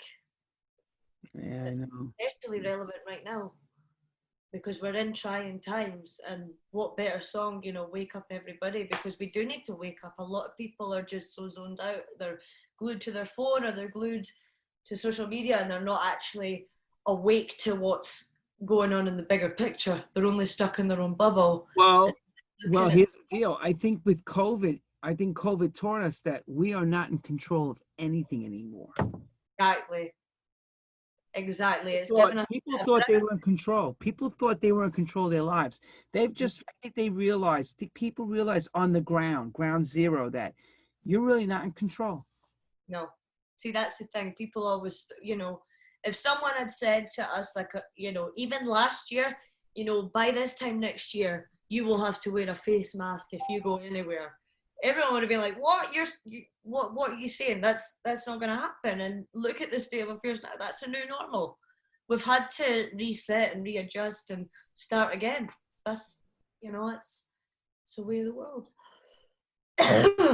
Out of that sentence, you gave us 4 songs. That's the Way of the World. What's Going On, Marvin Gaye. I heard a lot of different songs from all the lines you said, which is funny. And all these songs are relevant now. They're all really relevant to today. Yeah, no, absolutely. Absolutely. It's especially today. I think this has been one of the most trying times for a lot of people, in terms of, the way of the world, what's going on. I mean, it's been a shock to the system, to say the least. Yeah. Are you a sound system nut? Like, you like huge sound systems, or you like more intimate settings? What is your thing as a DJ? For me, you know what? It wouldn't matter if it was an intimate setting or something on a bigger scale. If you are playing to an audience that are totally locked into what you're doing and are feeling what you're doing, I wouldn't care if that was 20 people or 2,000 people. If the people that you're playing to absolutely love and are feeling what you do, you're winning. That's the best possible thing you could hope for. And to be honest, I love the small intimate gigs as much as the bigger ones, because you get to connect to people in a more intimate environment. You get to see their faces closer up. You get to see who's engaging with you. You can see who's really vibing out, or who's like, "What the hell's this nonsense?" But you can see that, you can read that, and it's that engagement. It's important. It's good.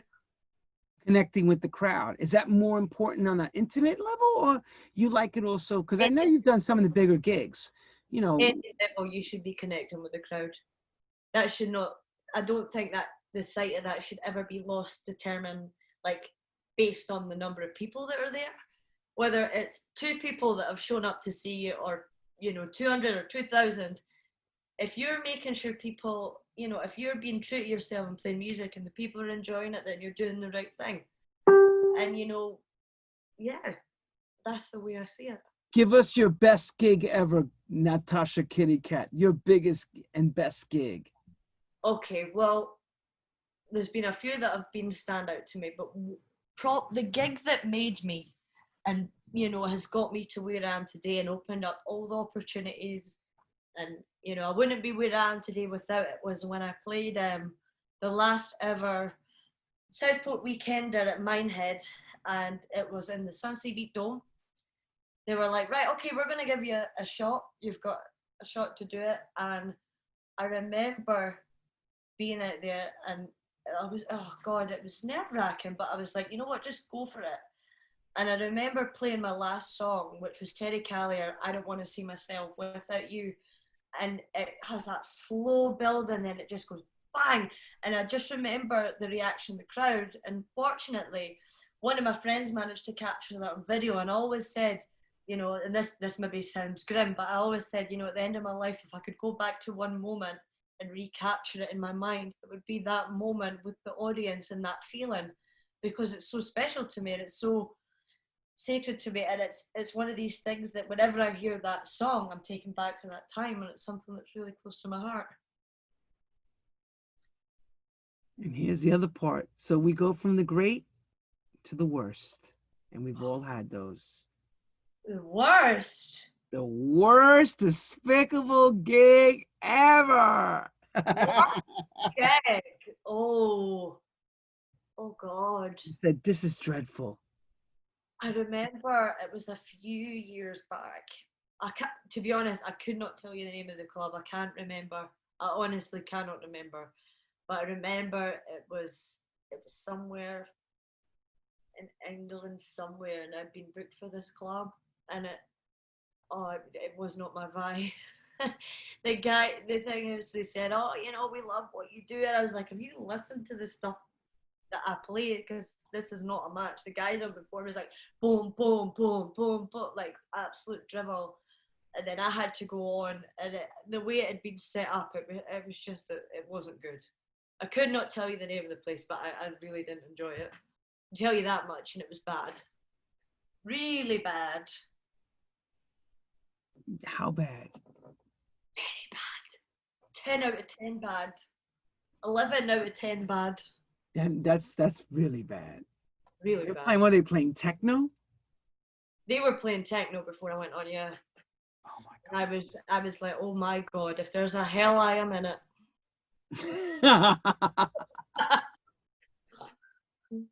It's true. Hey, and there's only one place to be true. It's on True House Stories. And we thank you for that. To yourself, always. We want you to be truth. Pre to you having the rotary mixer. What was your mixer pre to that ENS? So before that, it was a rotary, not as advanced as this one, but I had an Omnitronic, little Omni that I used to use. But yeah, it was the Omni was my first one, then this. So I do love a rotary mixer, darling. Are we rotary? Are we ready? So go behind the DJ set and lift the mixer up and show everybody how proud you are of your red ENS mixer. I feel like I'm on one of those game shows where it's yes. Look at that, everyone. Big of beauty, darling. And it's red, my favorite color. So what's on the turntable sitting on the autofine needle to the left? I will bring that. Oh my God, look what she's got. She's got a slip mat. Look at this. I can't wait for. Main ingredient, and we have Think Positive. Main ingredient. Ain't that something? If that's not what you are trying to send out, quiet signals, what is that slip mat? That colorful rainbow. Oh, you'll appreciate this being from New York, Lenny. You'll like this. Share it with us, child. Share it. Oh my God. Where'd you buy that? I got these off eBay, but when I seen them, I was like, if I'm going to get slip mats, they're going to have the Paradise Garage. So yeah, they're prize slip mats. Would you have loved to meet Larry Levan? Yes, absolutely. My cat was going to be called Larry. At one point, I wanted to call Atlantis Larry, and now he's Atlantis. He didn't look like a Larry, so he got called Atlantis. He's through the other room. Oh. Do you want me to try and get him? Bring the cat over. Right, you maybe need to give me 5 minutes. We'll give you 5 minutes and we'll recap. I'll get the cat. So we're actually in Natasha's lair. Dr. Evil has a lair. And Batman has a lair. And Natasha's got her Paradise Garage ENS rotary lair. Infused with Star Trek memorabilia and a lot of sci-fi. The one question I want to ask her is that her natural color hair? Or is that she constantly keeps jet black dye? We're going to ask that question when she comes back. But for the most part, I'm glad all of you have tuned into Lenny on Wednesdays, the True House Stories. I'm telling you, this is getting really good. And I'm getting a lot of people asking me to want to be on this Wednesday night show because I guess apparently we must be doing something really nice and giving everyone free entertainment on a Wednesday evening. I take part of my day to share it with all of you. And I'm glad to be able to do it. And I'm glad we have a forum through Zoom and Facebook Live and all the other places. And I see everyone sharing all of our feeds, which is super cool.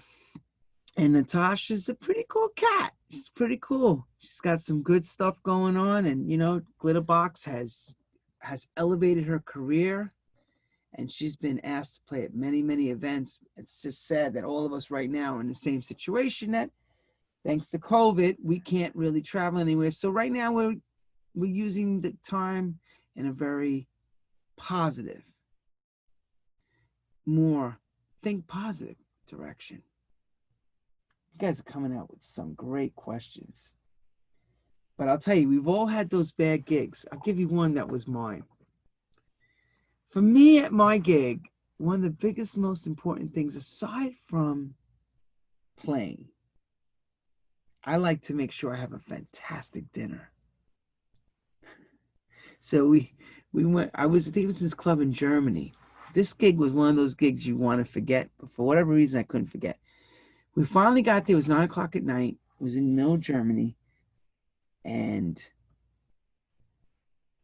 the promoter says, I said, well, we're going to go to dinner. He goes, we're not going to dinner. It's already 9 o'clock. I'm like, dude, we've been traveling all day to get here. He says, well, we can order food.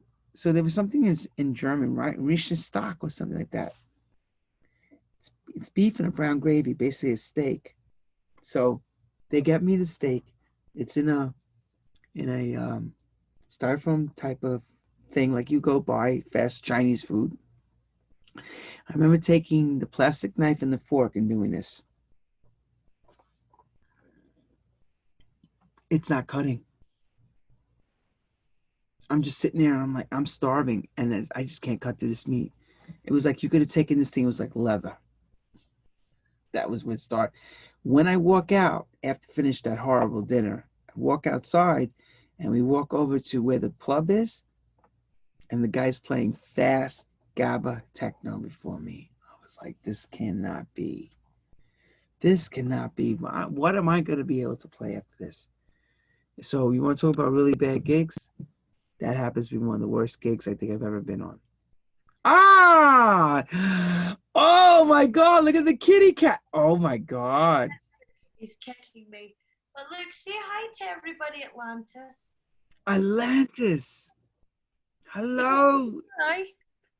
You say hi. Atlantis, you are funny. Does Atlantis like when you play the music, or the cat goes and hides?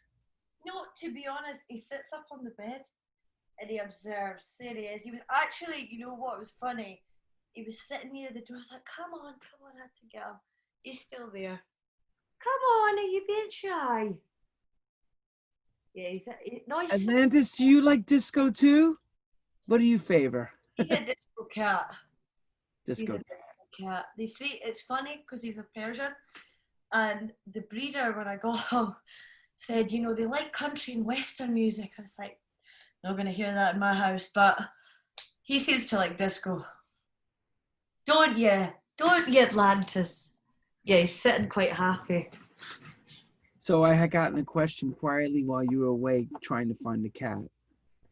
People want to know your styling and the jet black hair. Is that naturally your color, or you have to enhance it? No, so the thing is, see, when I was a baby, I had blonde hair, and then it went like brownie, like brown, medium brown. It's not like even dark brown.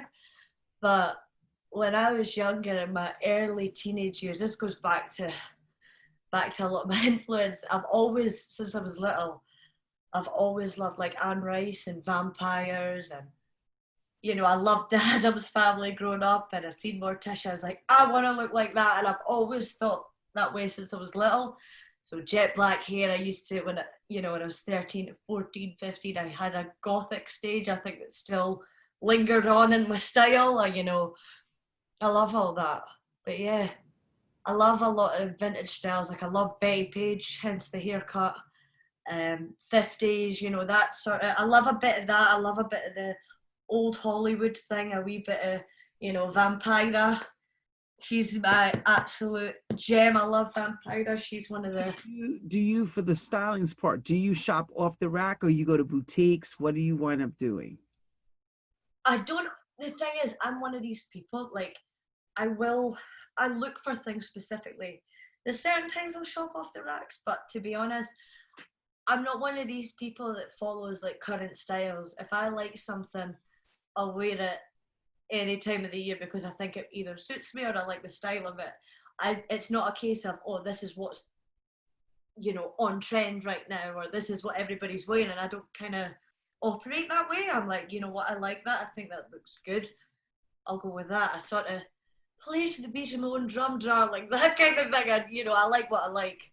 It's the same with everything in life, really. If I like it. All the women watches, a lot of women watching, and they're asking me, is there a certain like fragrance you like to, you know, to use as far as perfume or cologne? Vivienne Westwood. It's called Flirty Alice. I love Vivienne Westwood as a stylist, and there's one called Flirty Alice. It's beautiful. So I would say Flirty Alice, Vivienne Westwood. That would be one of my go-to fragrances. Does Natasha wear dresses, or are you just mostly a person that is into the jeans and pants out? Oh, no, I'm in a glittery dress, red dress, glittery dress, or a black dress. But no, Pumps, heels or no heels? Kitten heels. I like a little kitten heel, which is all right. But then at some point in the night, I'll have some flats in the bag because you can't dance all night in those heels. Even if they are kitten heels, we will get tired at some point. So I like to be comfortable. So yeah, I do like heels. I've got as well, I like boots. So I've got my absolute prized pair of boots are these like iridescent silver. I call them my moon boots. They are my prized ones. So yeah. All right. So we're getting close to the end. I want to ask you a couple of last questions. What's most important? What's the next moves when we come back? What are you focusing on the road, the journey to the top? Where is this? So what's next in terms of once this horrible thing? Yeah, let's pretend it's over. What's next? I have my self-released EP that's coming out on my own label, Ghetto Disco Records, is dropping. I'm meant to be receiving the physical, like I've put it out on vinyl and it's going out on digital. I'm meant to be receiving the copies this week. It should be out by next week. My EP, 4-track EP, all original material. As far as I can see in the future, you know, I've got some production projects under wraps at the minute. I've got a collaboration that I'm doing with two of my friends. We've been working remotely. Got trumpet player Tommy Tangi, fantastic guy, and Belle, amazing singer. We're working on a project that we can see, you know, we've managed to complete 2 tracks. We've got 5 sitting there. We want to get that up to 8, get a little album out by next year, and gigs off the back of that. I'm laughing. Atlantis is scratching at the door to get out, but no, yeah, you know, hopefully gigs when we can see that happening again, but who knows when that will be. But you know, just playing over the world, meeting new people, you know, producing music and being creative has been my savior during this time, as I imagine it has been for a lot of people. So it's just a case of just continuing on the journey and just keep going, and hopefully things continue. And this is something I say to everybody, you know, treat every gig and every important, you know, thing in your life as if it's your last, because who knows when the next one's going to be, or if it is actually your last. Praised. That's some great wise words from a young lady that's rocking the discotheques. Anything you want to leave us with that we didn't cover? Because I think we covered a lot of spectrum on this interview. Yeah, we went there. Across the board. Pioneer Denon, techniques, Fisher Price. We talked about toys. We talked about endorsements. We talked about everything. We even talked about dark stuff, light stuff. We even talked about this. We talked about this. We talked about everything. Everything. Yeah. No, if there's anything you want to add, Lenny, if there's any last. I'm going to ask everybody out there, is any questions you want to hit me up with for NTT? Because they've been saying, Lenny, good question. They'll verify I'm asking good questions. That's a good fan base, Lenny. That's what you want. They're telling you you're They're doing the telling me that's a good question. That's like, I think a lot of questions I asked, I don't think you were ever asked before No, not at in a all. candid interview like this. But Unless, I like that though, because the way I was brought up in the household I was brought up, my mother is someone who, and more so my mother though, someone is very much to the point. What you see is what you get. That's it. so does your mom, like I know my daughter, here's the deal. Mom and dad, we say this all the time, we're looking forward to grandchildren. Are they asking that question from you, or it's never? Yeah, my mother and dad have been asking that question for many a year, but it's not going to happen anytime soon, Lenny. I don't want any disco babies yet. At some point, maybe, who knows? I don't know, but it'll definitely be a disco baby. Be born The like this. question is, the disco baby has to be with the right disco daddy. Absolutely. Is there a disco daddy there? Well, that's what I'd like to bring Disco Daddy into the interview too right now. We need Disco Daddy there so I can start asking Disco Daddy. So, Daddy, tell us, how do you handle the fact when she's on a flight going to play somewhere? You know what I mean? Like, no, yeah. Still not found them yet. that's my belief. You don't have the right Disco Daddy. There's no Disco Baby. No disco babies. Because unless you're like Dr. Evil, we can make you mini kitty cat. We'll make you, like this little mini thing coming around. Oh God, that's a scary thought. A mini me. Oh, somebody asked a good question. Karen, she says, if you can go out, who would be your perfect lineup for the night? So like, if I could go out and listen to music and hear. Well, yeah, like if you were going out clubbing, what would be the perfect stellar lineup for you?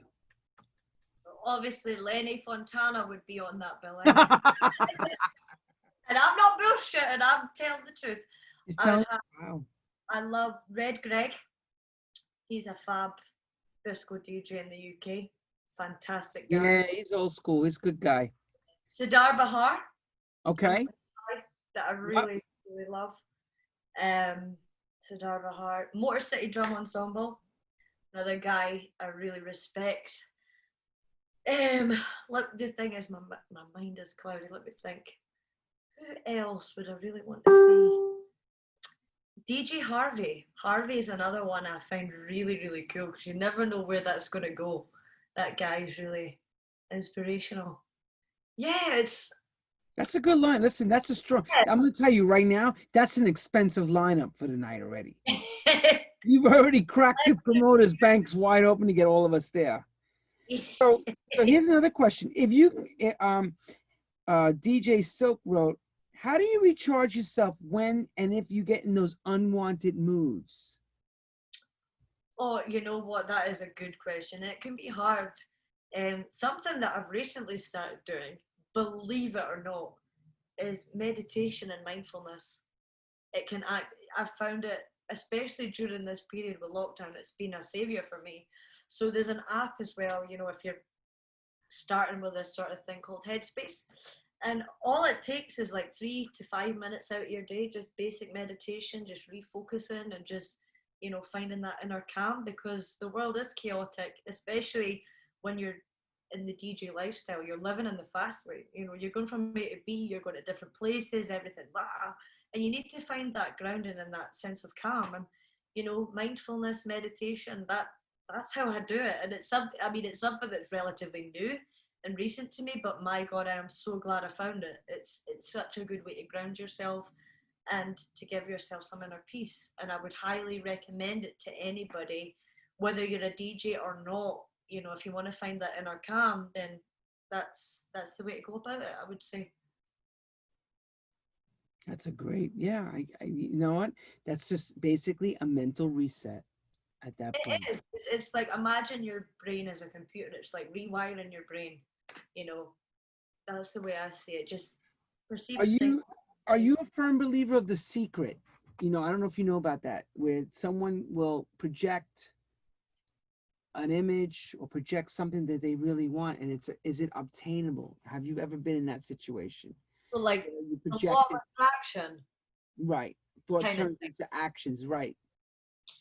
So this is a tough one because I've read up on theories about people who've invested a lot in the law of attraction and tried to follow these things.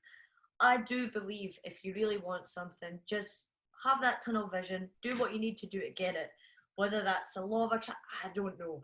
That's a grey area for me. But if you want to do something, just apply yourself. And if you get there, that's great. And, just as long as you can say I did my best, that's, you've won anyway. Even whether that means a really successful career or just doing something to enjoy. I mean, the way I see it is just apply yourself and go as far as you can. And so, it's like anything in life. There's going to be people who are better.